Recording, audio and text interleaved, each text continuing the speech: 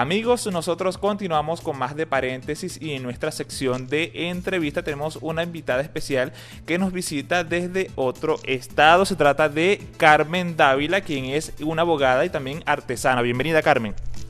Bueno, hola Pedro, ¿cómo estás? Gracias por invitarme a tu programa. De verdad que es maravilloso estar en el estado Zulia, venir hasta Ojeda, trasladarme desde Chejendé, estado Trujillo, con la magia del encanto, Pedro. Así es, bueno, ella nos trae en el día de hoy un personaje del cual vamos a hablar por un momento bastante extenso. Se trata de la leyenda, de una leyenda. A ver, como todo pueblo, por allí tiene sus historias, sus mitos y leyendas. Cuéntame sobre el viejito del encanto. Bueno, Pedro, hablarte del viejito del encanto es volver a revivir todo eso que nos formó, que nos marcó la vida a los andinos en un momento tan importante de la historia, Pedro, porque el viejito del encanto existió, existe y existirá. Esa es la magia, chico, de la ecología, de lo que llamamos nosotros, pues, los elementales. El viejito del encanto no solamente existió, Pedro, existe. Así en es. Chejendé, pues, tenemos las quebradas, los ríos. Por ejemplo, la Guadita es una vertiente de agua viva. ¿Dónde lo vieron? En la quebrada del Filo. Y bueno, en La Lapa, en todos esos sitios. Entonces nosotros pues todavía creemos que es importante transmitir todo esto, porque la magia del viejito del encanto se trata de que nosotros recuperemos o que retomemos la parte ecológica como algo trascendente, porque eso tiene que ver con nuestras vidas, Pedro. Pero allá en Chejendé particularmente, mira, es algo que nos identifica. Porque hablar del viejito del encanto, cuando nosotros hablamos de él, pues se acuerdan de Manuelito cuando se lo llevó el viejito del encanto. Mi mamá lo recuerda porque ella lo vio, iba con su abuela. De hecho, pues los detalles lo describen precisamente por testimonios vivos que tenemos todavía en la localidad.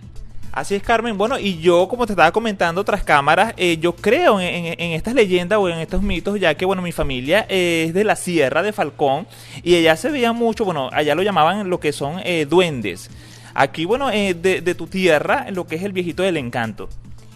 Bueno, el encanto como tal no es solamente en Falcón. Yo creo que eso nos amarra, nos enlaza, nos hermana en toda Venezuela, porque para mí fue una grata sorpresa que con el Consejo Presidencial me habla uno de los amigos de Amazonas y me dice que nuestros indígenas de Amazonas hablan del encanto como tal, guardián de las aguas, guardián de las cosechas. Entonces es algo que no es solamente un mito y una leyenda, es una realidad de nuestros indígenas que tristemente no se reflejó de manera escrita y que ahora, Pedro, mira, tenemos la oportunidad de darle a entender a nuestra gente que hay que indagar, hay que investigar para que tengamos planeta, porque precisamente son los guardianes de las aguas, son los guardianes de los musgos, son los guardianes del clima, de las cosechas, tienen su magia. Y yo creo que así como han proliferado tantas cosas que se respetan, pues yo creo que tomar de nuestros indígenas la magia del encanto, eso nos va a nosotros a hacer tomar conciencia y sembrar la semillita en una nueva generación. Según tengo entendido, Carmen, esta leyenda de el encanto, como lo acabas de mencionar, salía en conversación en temporada de lluvia. Bueno, Pedro, hablarte de todo eso es tan bonito porque es rememorar.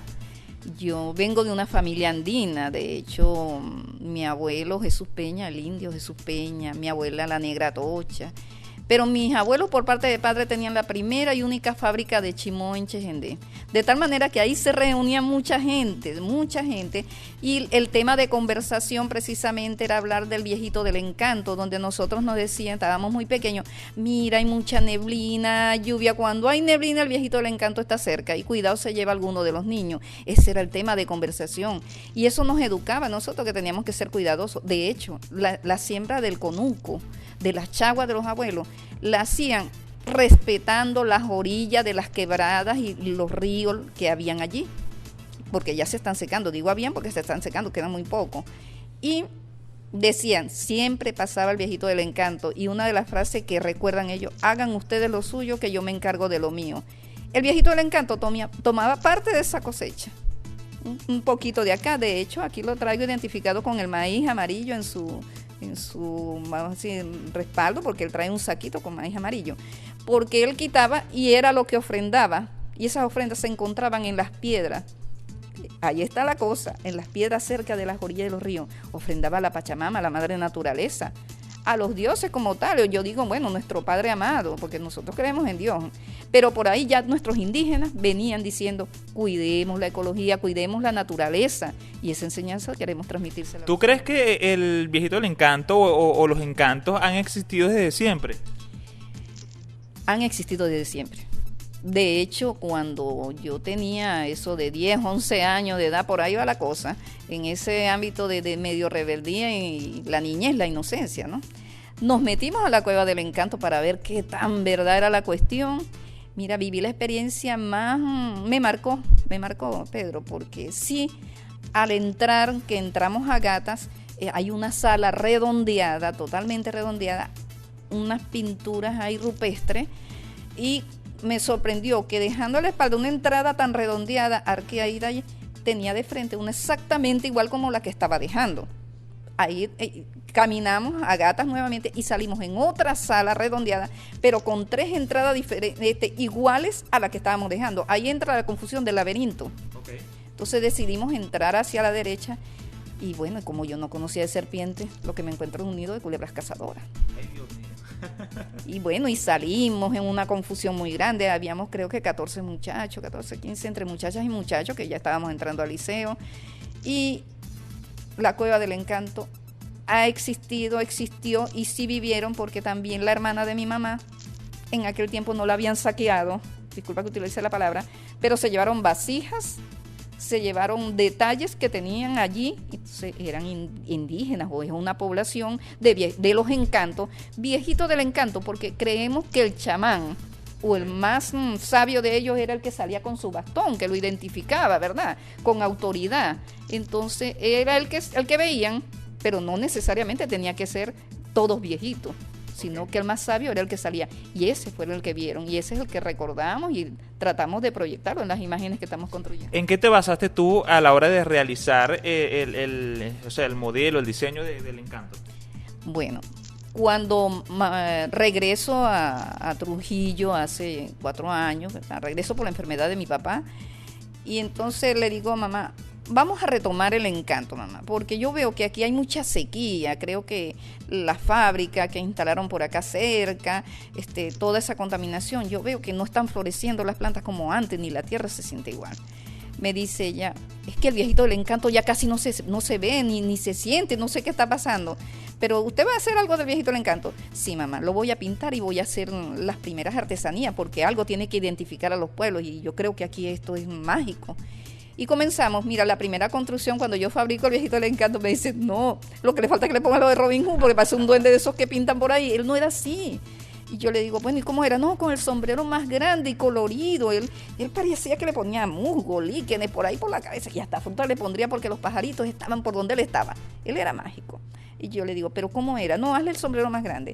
Entonces comienzo la construcción de un sombrero más grande, pero lo doblo así de los lados. Y ya se molesta conmigo y me dice, eso parece un charro mexicano. Me dice, pero así no era. Eso no era así. Tenía una caída. Mira, Pedro, me da risa la broma. Pero mira, cómo me puso a trabajar mi mamá. Entonces por fin me detalló el rostro, su atuendo. Me dice, no, un ser mágico. Encanto, mirada dulce. Él me miraba bonito, llamaba y ofrecía, mira, Pedro, aquí tiene él nosotros le decimos jícara. Una jicarita, que es una totumita, con la que él ofrecía agua a los niños que iban cansados de la visita al conuco, a la chagua. Bueno, y con eso lo llamaba. Decían que un tesoro, bueno, yo lo reflejo aquí, pero realmente lo que ofrecía era semillas. Okay. Semillas, yo creo que era para plantar, y yo creo que se encargaban de reforestar lo que iban cortando ya con la civilización. Entonces, bueno, mamá, cuando yo lo hice, me dice, esa es la mirada del viejito del encanto, una mirada dulce, una persona, claro, con su barba y toda su cuestión, quizás por lo andino muy abrigado, incluso sus manos, me dice. Pero ese es el sombrero, así sí me dijo. Eran como conchas más bien, su broma, su tejido y su concha. Entonces, bueno, ahí viene la magia de la construcción de lo que yo tengo. Mira, yo creo que Trujillo tiene a través de los momos y el cuento que echan en Boconó, ¿verdad? Y todos estos cuentos que nos tienen a nosotros bien identificados, se ha destacado pronunciarse ecológicamente, pues con la presencia de los duendes que ustedes dicen, los viejitos del encanto y los momoy, que también se le han dicho los momoyes allá. Y es muy lindo, Pedro, porque identifica a la tierra trujillana, pero yo te estoy muy agradecido, lo quiero decir, lo quiero comunicar, porque sacar nuevamente esta leyenda, estos mitos, como lo quieran llamar, pero yo creo que son una realidad que se quedó apartada de la historia que debió escribirse, de lo que creían nuestros ¿Por qué chamanes. crees tú que esta información o esta historia no tiene mucho conocimiento del público? Tú sabes, bueno, aquí nos vamos a meter en algo delicado, Pedro, que cuando Chejendé, por su fundación, ¿verdad?, tenía la calle Comercio. La calle Comercio era por donde pasaban los arreos de mula y todo eso. Los asentamientos indígenas quedaban por la ranchería, por la parte de abajo, pero también habían asentamientos negroides que se iban acercando de Monay, porque en las llanuras de Monay, pues ahí habían. Ellos se fueron apartando, pero ellos no comían sal, mientras que los españoles sí comían sal.